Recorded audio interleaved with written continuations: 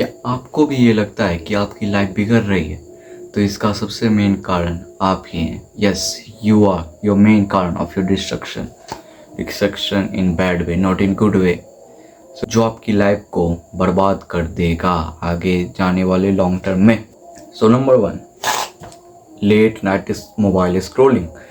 चाहे आप वो रील्स देखते हो, चाहे पॉर्न देखते हो, चाहे मुट्ठी मारते हो, चाहे कुछ भी करते हो, यूट्यूब देखते हो, अगर तुम 11 बजे के बाद मोबाइल चलाते हो, bro you lost my respect really.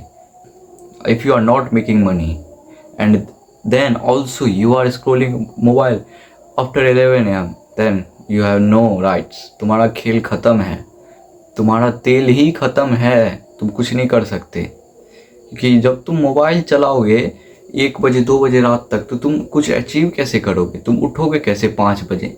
तुम डिसिप्लिन कैसे मेंटेन करोगे? तुम्हारे जीवन में तो कुछ है ही नहीं। जब मन किया उठ गया, जब मन किया खा लिया, जब मन किया हग लिया। ये क्या है? जो ऐसी ज़िंदगी से तो नरक बेहतर है।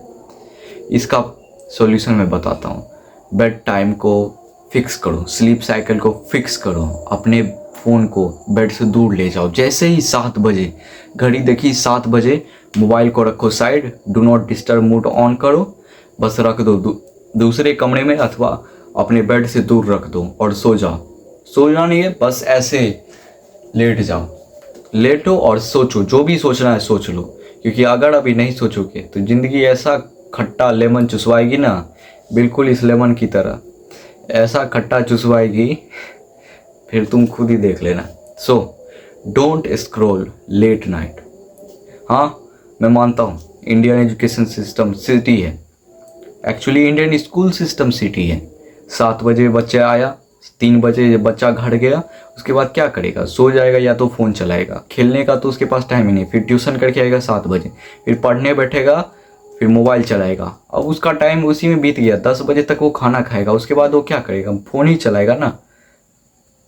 तो इसमें तुम्हारा भी दोष है और साथ ही साथ एजुकेशन सिस्टम का भी, पेरेंट्स का भी दोष है। इसमें बिल्कुल दोष है। बट पेरेंट्स क्या करें, उन्हें तो पता ही नहीं इन सब के बारे में। सो उन्हें ब्लेम करने का कोई यहाँ पे टॉपिक नहीं बनता है। So you don't have to scroll late nights, that's the thing you have to remember. Second thing is junk food. Junk food इतनी घातक चीज़ है, तुम्हें अभी पता नहीं चलेगी। जब तुम्हारा लीवर खराब होगा ना, तब तुम्हें पता चलेगा जंक फूड क्या है। जब तुम्हारा पेनक्रियाज से, ग्लैंड से जूस सिगरेट नहीं होंगे ना, तब तुम्हें पता चलेगा कि जंक फूड क्या है। जब तुम्हारे पेट में भयंकर दर्द देगा, भयंकर, तब तुम्हें पता चलेगा जंक फूड क्या है। So junk food is the biggest curse of this generation.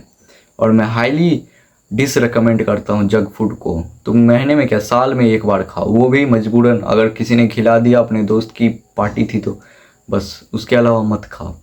Junk food is the biggest seat. ये तुम्हें ओबीज, मोटा बनाएगा, तुम्हें घर में घुस के रहने वाला बनाएगा, तुम्हें चूड़ियाँ पहनाने वाला बनाएगा, तुम्हें फेमिनिन बनाएगा, तुम्हारा एस्ट्रोजन बनाएगा, तुम्हारी मर्दाना चूचे वाली निकालने वाला बनाएगा। क्या क्या तुम्हें नहीं बनाएगा वो तुम्हें भी नहीं पता है। इसका सिंपल सा एक सॉल्यूशन देता हूँ। तुम एक दिन में तो छोड़ने वाले हो नहीं, तो क्या करो तुम, पहले अगर सप्ताह में 7 के 7 दिन खाते थे तो 6 दिन खाना शुरू करो, फिर 5, फिर 4, फिर 3, फिर 2, फिर 1, फिर 0। ऐसे करके तुम्हारा लत पूरा तरीके से बंद हो जाएगी। तुम्हें क्रेविंग्स भी नहीं आएंगी कि चलो यार बीच बीच में कभी कभी खा लेते हैं, वीक में 1 बार। कभी मत, ऐसी तुम्हें क्रेविंग आए भी नहीं। मैं अभी अराउंड 5 मंथ पहले मैंने फास्ट फूड खाया था, उसके बाद आज तक मैंने ना तो छुआ, ना तो मुझे क्रेविंग आई, कुछ नहीं हुआ हमें। Just I follow this same technique and this dam technique really works. Third point is stop over thinking. तुम्हें क्या लगता है सबसे बड़ा डिस्ट्रॉयड क्या है हमारी ब्रेन को? सबसे बड़ा डिस्ट्रॉयड क्या है हमारी बॉडी का? डिस्ट्रॉयड क्या है? You don't know, this is over thinking and stress. तो महेश बाबू को तुम सब जानते ही होगे। He looks young, he is 50 by the way, but आजकल के जनरेशन के 25 साल के लोंडो से भी वो काफ़ी ज़्यादा हैंडसम लगते हैं। मैंने उनकी एक मीडिया प्रेस कॉन्फ्रेंस देखी थी, उनमें उनसे पूछा गया कि आपको मैंने 20 साल पहले जैसे देखा था, आप वैसे ही दिख रहे। So he answered, I have a lovely wife, I have a great children, I have a happier family. इस बात तो उस टाइम पे मुझे समझ नहीं आया था ये बोल क्या रहा है, ये मैंने वो ऐसे ही बोल दिया होगा। बट जब मैं हल्का सा डिप्रेस्ड हुआ, हल्का सा मेरी मेंटल हेल्थ खराब हुई, तब मुझे पता चला yes, he was telling right. Looks का तुम्हारे मेंटल से क्लियरली कनेक्शन है, तुम मानो चाहे ना मानो, साइंटिफिकली प्रूवन है। अगर तुम्हारे अंदर स्ट्रेस है, अगर तुम्हारे अंदर एंग्जाइटी है, अगर तुम्हारे अंदर बेचैनी है, तो तुम्हारी लुक्स पक्का ही खराब होंगी। सो ये किस किस चीज़ों से बढ़ती है स्ट्रेस? पहला तो है overthink the way this is the most common thing in every single teenage boys write down. They are feeling so fucking insecure about themselves, their looks. By the way, they are not like below average. जो below average है उनके लिए मैं मानता हूँ कि भाई हाँ इनसिक्योर होना है, बट जो बिलो एवरेज नहीं है, जो एवरेज की कैटेगरी में आते हैं, 2/10, 3/10 वाली कैटेगरी में, वैसे मैं -7/10 हूँ, पहले बता दूँ। तो ये जो कैटेगरी के आते हैं 2/10 या 3/10, ये बंदे जो होते हैं ये इतना ओवर थिंक करते हैं ना, तो ये ज़्यादा हैंडसम होते हैं ना, तो ये ज़्यादा बदसूरत होते हैं, ये बीच के बन जाते हैं। अब इनके पास कुछ समझ ही नहीं आता इनको क्या है। इनको ना तो गर्ल्स से अटेंशन मिलती है, ना टीचर इनको इतना बुली करते हैं। इनके फ्रेंड्स जो हैं, जो थोड़े दिखने में हैंडसम, वो इतना इन्हें बुली करते हैं। इनको सीनियर्स कभी भाव नहीं देते, 4 टपली बजा के कभी भी भाग जाते हैं।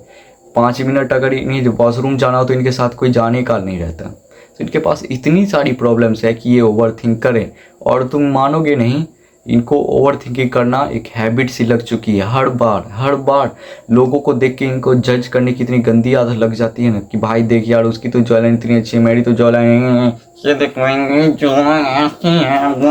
जॉलाइन ऐसी है ऐसी, मतलब इतनी वो खुद की रिस्पेक्ट को इतना ख़त्म कर देते हैं ना, मैं क्या ही बोलूँ उनके लिए तो कोई शब्द है नहीं। अब एक सिंपल सोल्यूशन मैं बता रहा हूँ। This is the last and final phase of the video. Just meditate करो और अच्छी स्लीप लो। ये स्लीप वाला पॉइंट सेकंड पॉइंट से कनेक्टेड है। अगर तुम अच्छी स्लीप लोगे तो तुम्हारा स्ट्रेस ऑटोमेटिकली डाउन होगा। स्ट्रेस एक कोर्टिजोल नामक एक हार्मोन होता है जिसके कारण हमारा स्ट्रेस लेवल इंक्रीज होता है। उसी के कारण तुम देखते होगे कि नींद अच्छी से नहीं आती वगैरह वगैरह। सो तुम्हें स्लीप अच्छी लेनी है और मेडिटेट करना है। तुम्हारा ओवर थिंकिंग तो एक बाइगे तो ख़त्म नहीं होने वाला, कभी भी होगा तो वो स्टेज वाइज होगा। जैसे 5th स्टेज पे था तो 4th पे, 3rd पे। तो ऐसे तुम मेडिटेट करो और अच्छी स्लीप लो। अचानक से तुम देखोगे कि तुम्हारे अंदर काफ़ी सारे चेंजेस आ रहे हैं अचानक से। So I cover 3 point in this video. Hope your video will be helpful. If helpful then you have not to do anything, just come back and see my next video.